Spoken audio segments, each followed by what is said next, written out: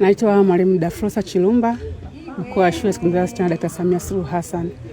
Leo tunaadhimisha mahafali ya pili ya Form 6 2026 katika shule yetu ya sekondari wasichana Dr. Samia Suluhu Hassan. Wanafunzi wetu walianza mwaka 2024 Julai na leo wanahitimu wakiwa jumla ya wanafunzi 194.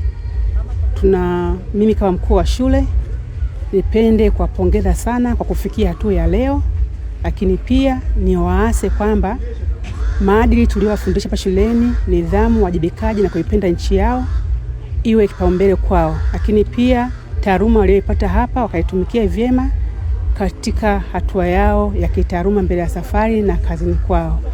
Na pia nipende kuwaasa pia elimu kujitegemea ambayo nimepata shuleni iweze kuwasaidia katika kujiajiri hapo baadaye. Kwa mfano, tumefundisha mambo ya ufugaji wa kuku, uendeshaji wa duka, lakini pia tumewafunza mambo ya urembo, tumewafunza mambo ya upandaji miti na kilimo cha mboga mboga, lakini pia namna ya kupamba nyumba yao, lakini pia namna ya kupamba taasisi mbalimbali katika upandaji wa maua.